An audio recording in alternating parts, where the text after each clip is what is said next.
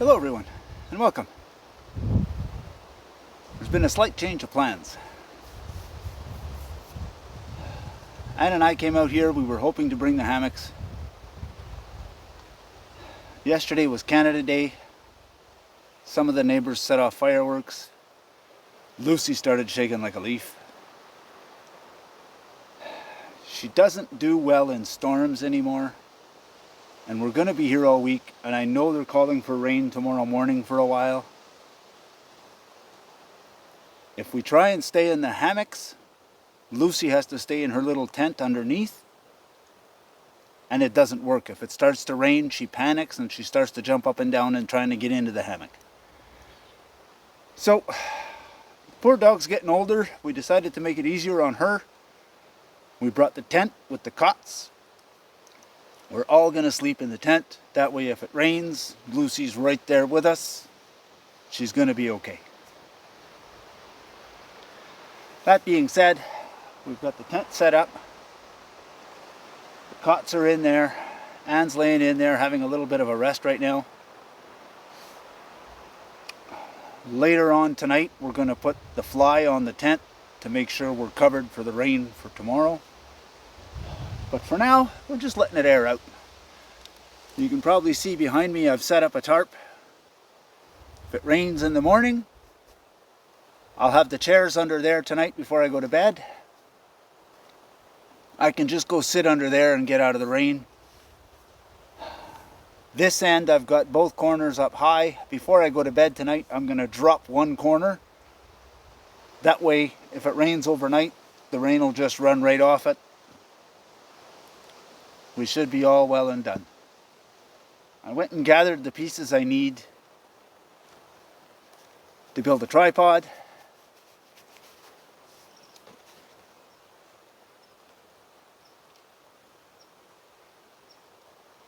We may want to put that tarp on the tent sooner than we thought.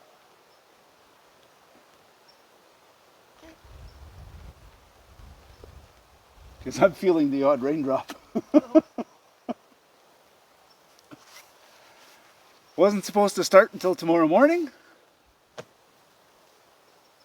But what's supposed to happen and what does happen isn't always the same thing. We've got the tarp over the tent, or the fly at least. Keep the rain off us tonight. We put everything else underneath the tarp. And of course the rain stopped. There's just a couple of drops. I've got the 3 poles here that I'm going to need. I'm going to tie them together and build a tripod. And I've got the hook I need. I just got to finish carving it.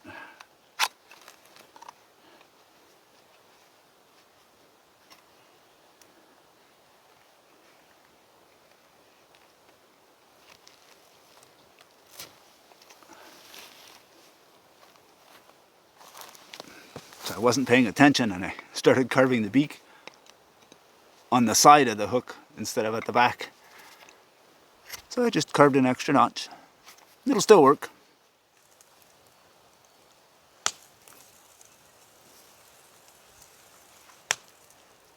How to bury your food on a rock.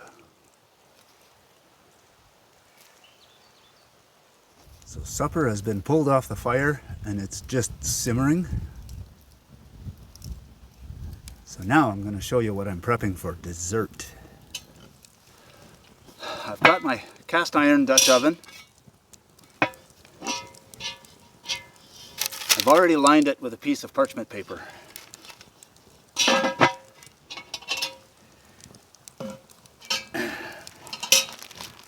And in here, I have the dough for what's called a blondie. It's a recipe that I found. It's a stick of butter, 1 cup of brown sugar, and an egg. You beat them together until they're smooth. You add in 1 cup of flour, a half a teaspoon of baking powder, and a 1/4 teaspoon of sea salt. You blend that all together, just stirring it. And then they ask for It's called an endangered species chocolate bar. It's dark chocolate with caramel. I have no idea where to find one of these chocolate bars, so I just went and bought a box of Toffiffee. So here's those Toffiffee I was saying. A hazelnut and caramel with creamy nougat and chocolate.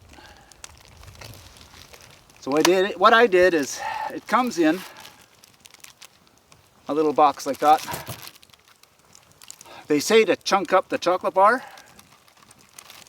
So I quartered all of these. I put them in here.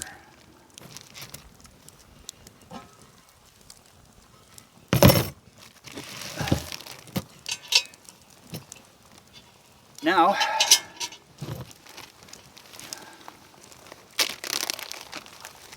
I put this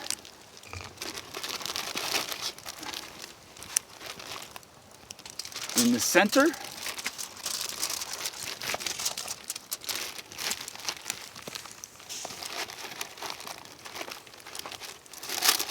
And then they say to spread it.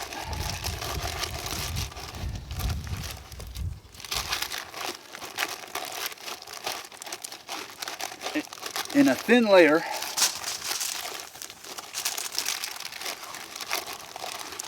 I'm just using the Ziploc bag.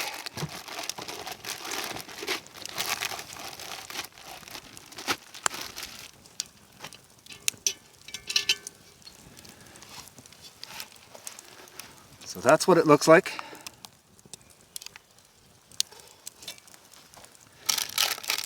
Now,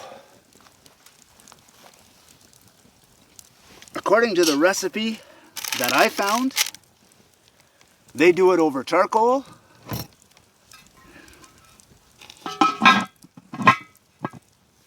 They say to set it directly over 7 pieces of charcoal and put 14 pieces of charcoal on top. Well, I didn't bring charcoal. We're using fire. Once supper is cooked, I'm going to pull the grate off. I built that tripod this afternoon. I'm going to set the tripod up. I'm going to hang this over the tripod and grab a few pieces of coal out of the fire and throw it over the top. We're going to hope for the best. If I burn it, oh well. If it turns out good, woohoo! We're going to hope for the turns out good. But I'm going to keep it high enough off the flames that it shouldn't be too bad.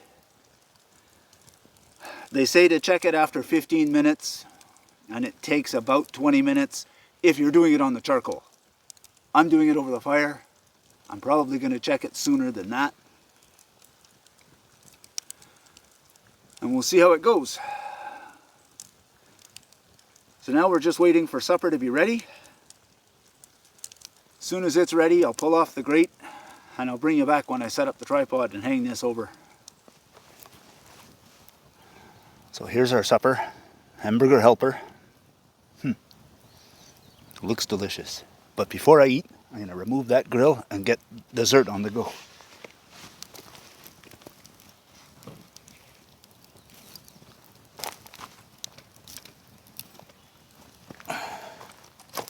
Because it's a dessert, I don't want it too far down,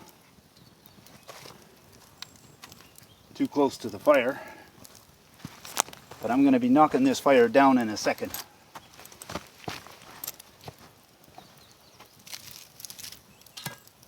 They say 14 pieces of coal on top, eh?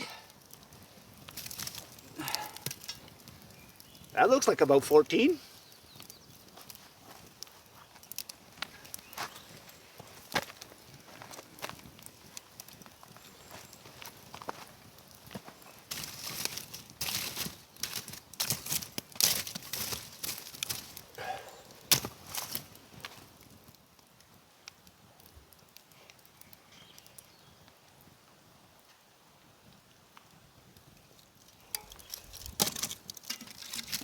Pull these off of here. They're not too terribly hot anyway. And I want to have a peek inside.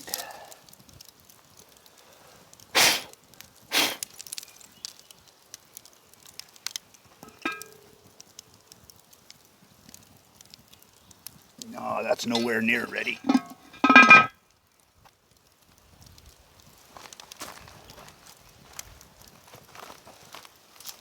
So let's get some nice hot coals back on top. Woo!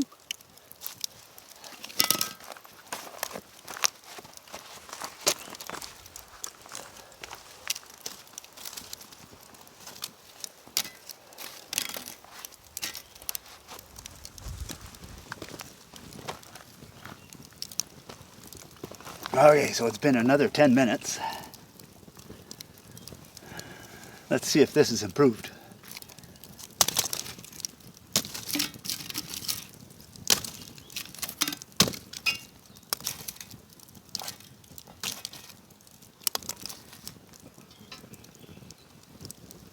Oh, ooh, that's hot.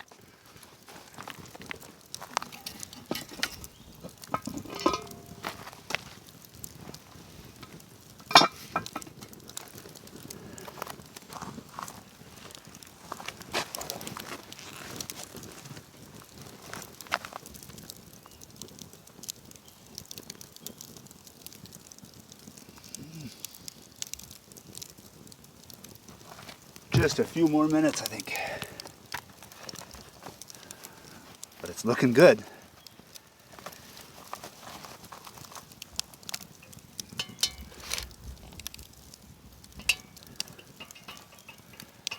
I don't want to tip it too much.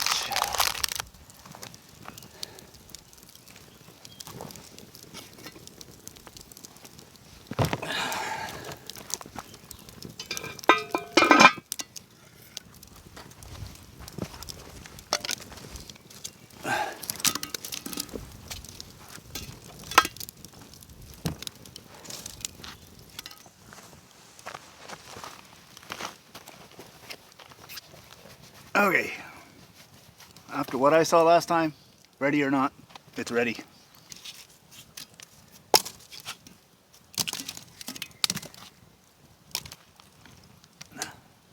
Remove it from the heat.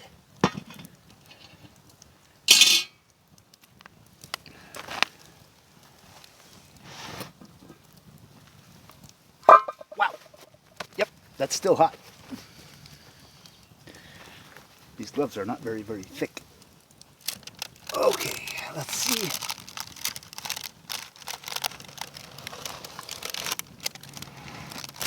Oh boy.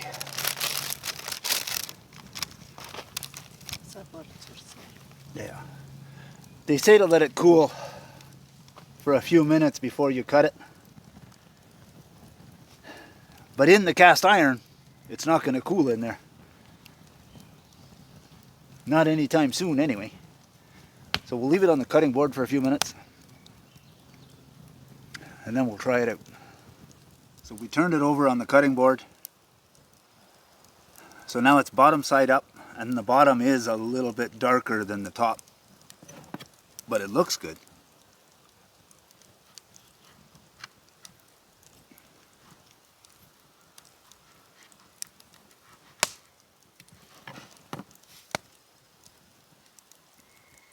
Yeah, bottom, top. I think there just wasn't quite enough heat on the top to crisp up the top the way it should be. But it's good though. I like it.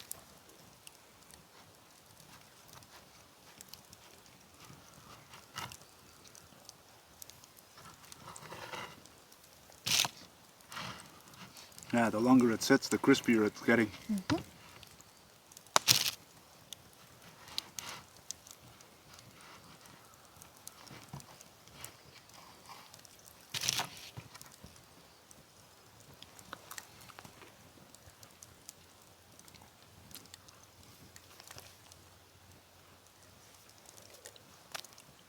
Yep.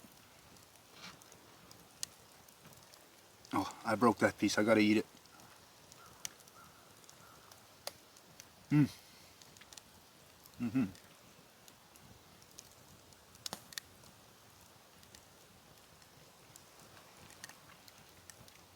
Basically just tastes like a big giant cookie. Yep. I'm sure if we cut it up and stick it in the cooler and wait for tomorrow, it'll be a whole lot better. Yep. We'll do that. You think? Mm-hmm. I don't know. We're well on our way to destroying it now.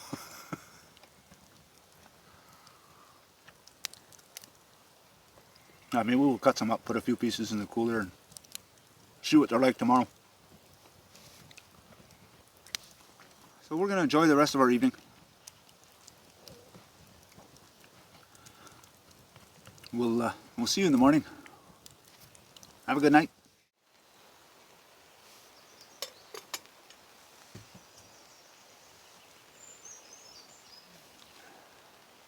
Morning, everyone.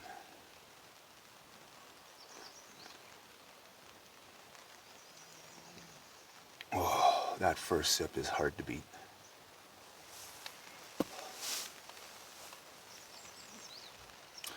It was a pretty uneventful night last night. Anne was pretty tired, so shortly after I turned off the camera, she went to bed. I stayed up for a little while,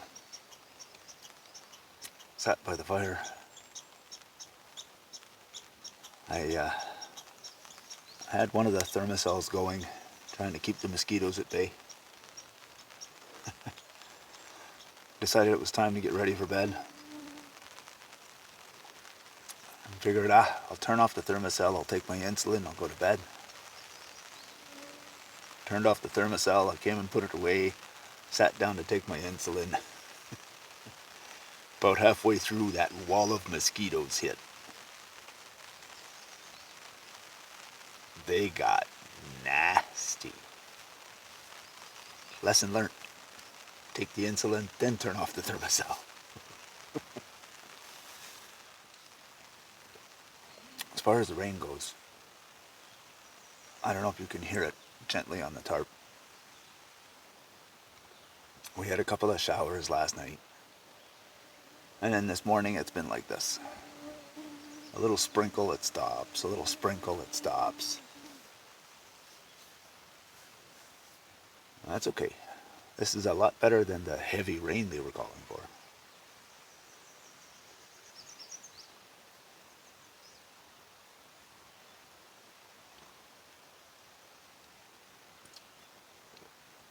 I did, however, find one drawback to that alcohol stove.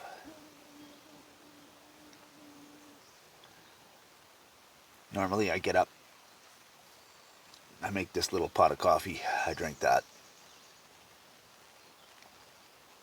Then I make another pot for when Anne gets up. Using the gas stove,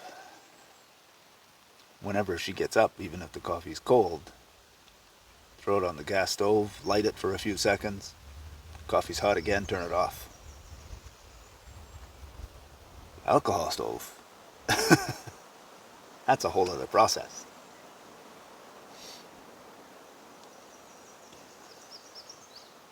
Coffee gets cold, you gotta add more alcohol, relight it, wait for it to bloom, put the coffee on.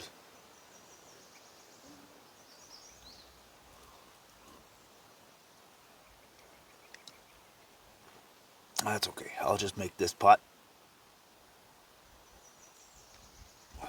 or drink this pot,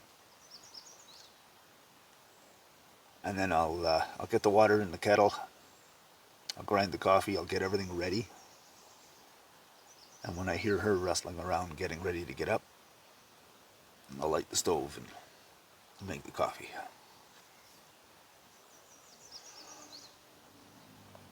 By the time she roams around and brushes her teeth and everything, coffee should be ready. But for now, I'm going to sit here and enjoy this coffee. And wait for Lucy and Anne to crawl out of the tent. Lucy is really showing her age.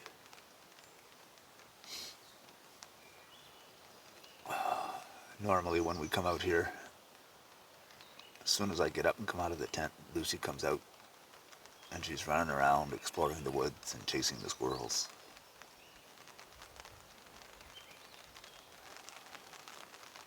This morning I got up, I got out of the tent, looked over at her, see if she was coming out, and she just looked up at me, put her head back down, went back to sleep. Okay, close the tent, I guess you're staying in here today. Oh, but she's been doing that for the past few trips. She's getting old, poor girl.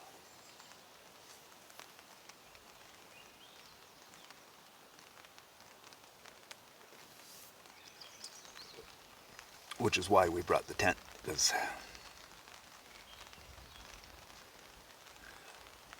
in the hammocks, she sleeps in her little tent beneath us. And ever since we got caught in that big storm in Thunder Bay, she no longer likes the rain and she no longer likes loud noises. Just a little bit of rain and she goes haywire trying to climb into the hammock. And she's grown really attached to Anne, and she's always trying to climb into her hammock. And we just decided to avoid the hassle and bring the tent. If we're going for one night and we know it's going to be a nice night, we can bring the hammocks. She'll sleep under the tent, under the hammock, she'll be fine. But because we were coming for multiple nights and they're calling for a bit of rain here and there, we're better off in the tent.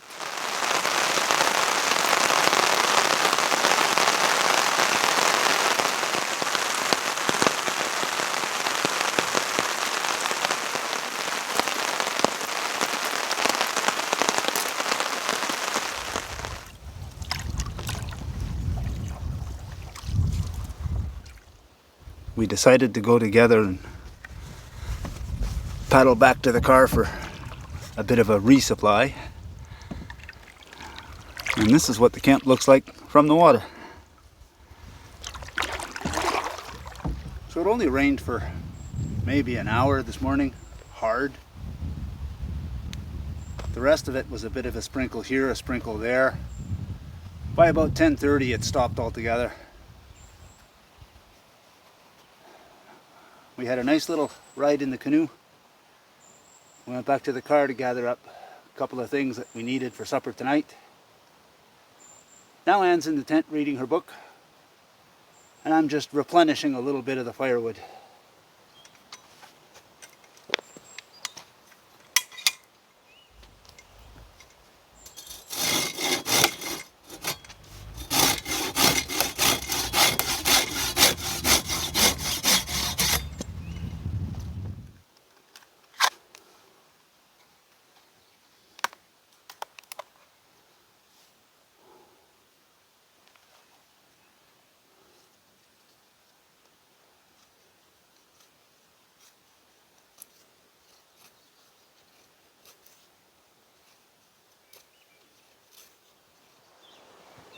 Sometimes the best way to practice feather sticks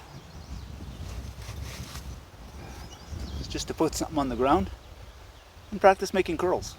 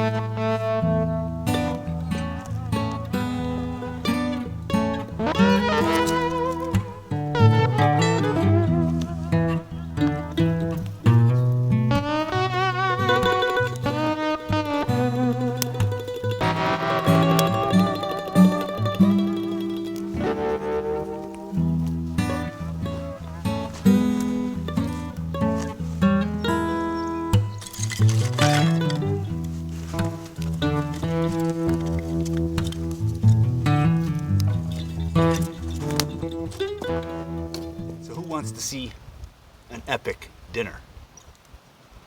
I have here pork tenderloin,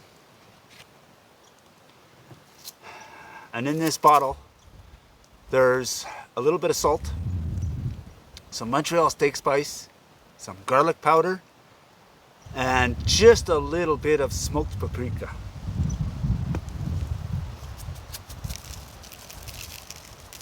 I'm going to coat these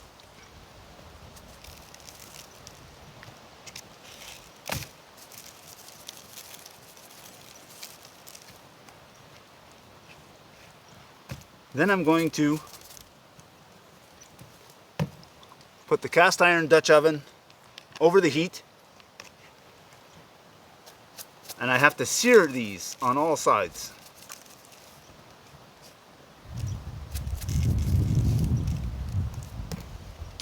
Then I have some small potatoes and some baby carrots and some onion. Once these are seared,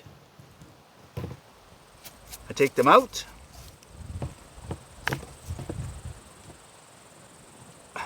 I add the onion, the carrots, and the potatoes with a little bit of soup stock into the pot. Let that cook down for just a few minutes. Then I throw the meat over the top, and I have a honey garlic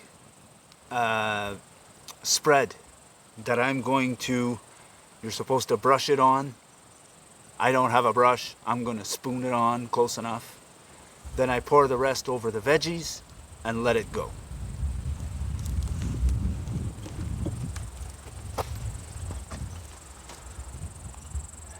A little bit of olive oil.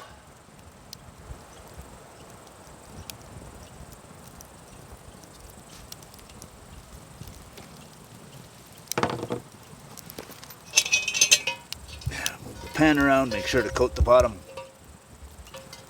halfway evenly, and then I'll hang it on the tripod.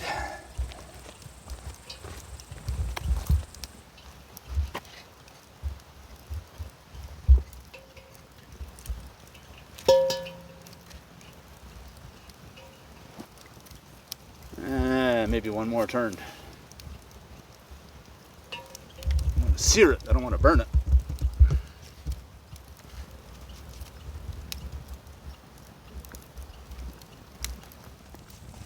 Okay, let's get these tenderloins in here to sear.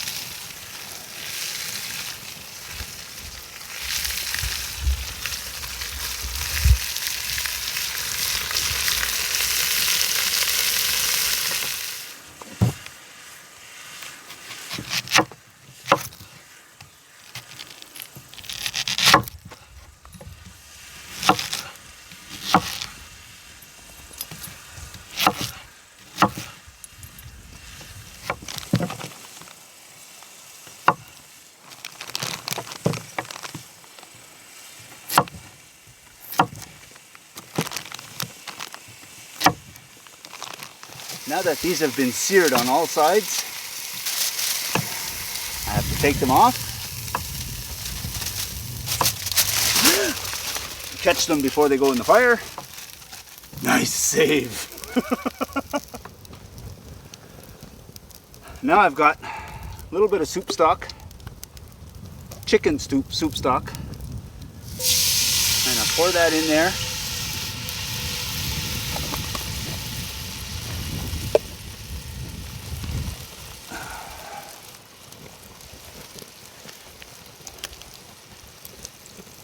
Then I'm just going to gently scrape the spices off the bottom of the pan, and they'll help to flavor up the stock.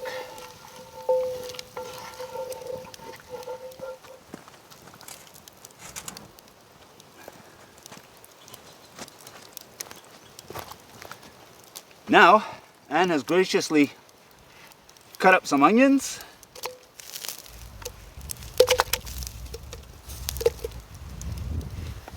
And the baby potatoes.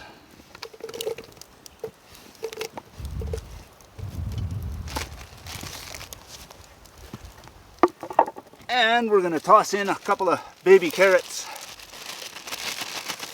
for good measure.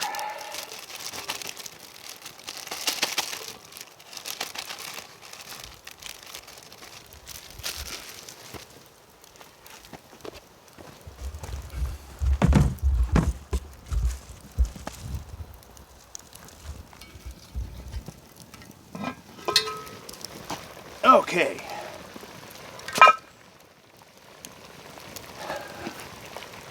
So this has been cooking for just a few minutes, just to get it started.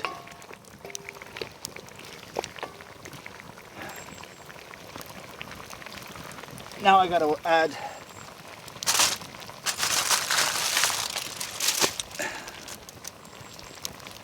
the pork tenderloin back on top.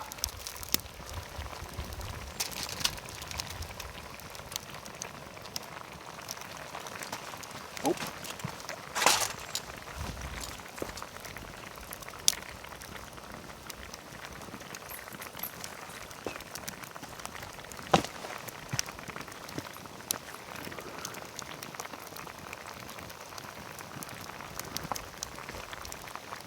Now this is a mixture of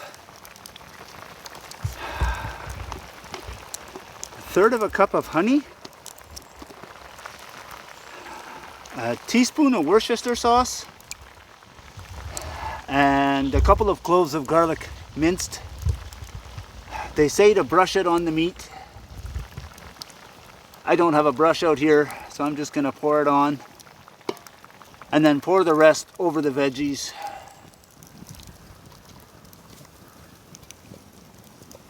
I figure as long as it's all in there, it's going to be honey, it's going to be garlic.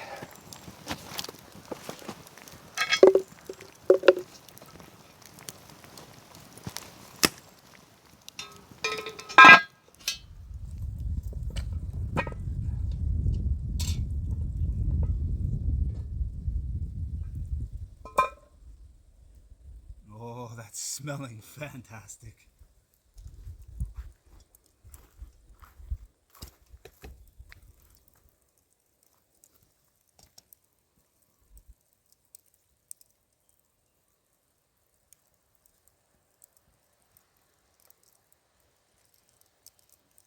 $1.65.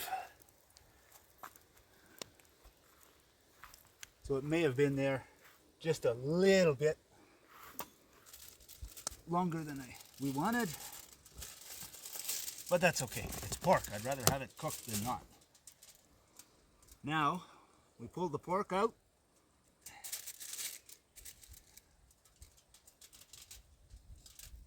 And they say to let it rest in tin foil. So we're just going to flip that over.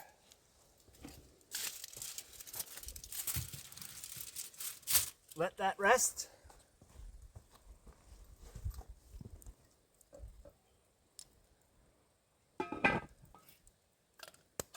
Put this back over the heat just to make sure the potatoes and the carrots are soft and done.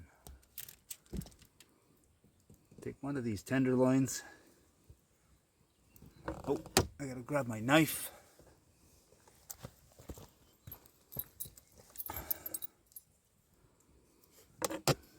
Slice this up. Oh, look at that. Oh, it smells so good.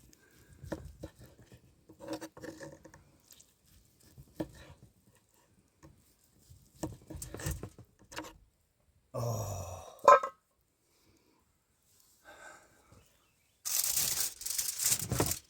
There's my spoon. Let's get some of these onions and carrots and potatoes. Let's throw one on the ground for the dog.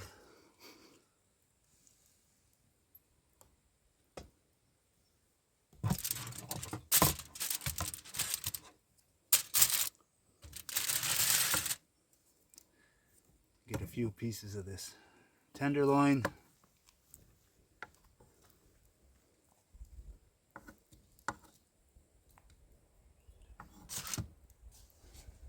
That looks fantastic.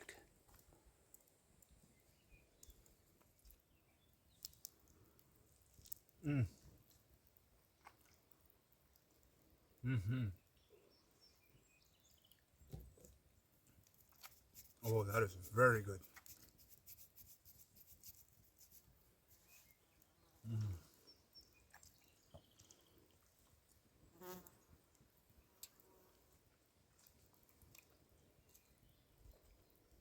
So glad I decided to try that recipe.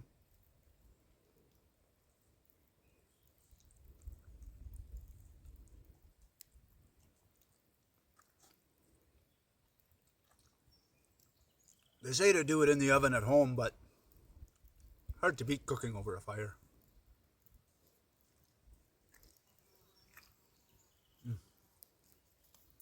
Perfect. Dinner was fantastic. That was really good. But now, But let's see how these cookies turned out. They feel crunchier compared to yesterday.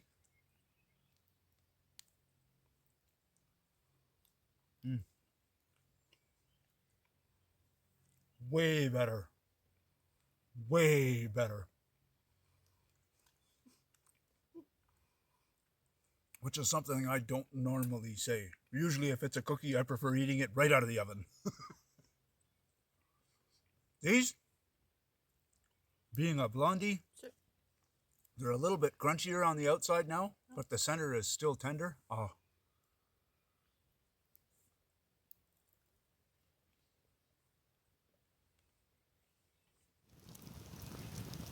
Everything's all cleaned up and put away. It's starting to get a little dark. So now we're just going to sit here and relax. Sit by the fire for a little bit. Then we'll crawl into bed just a little later. Have a good night. We'll see you in the morning.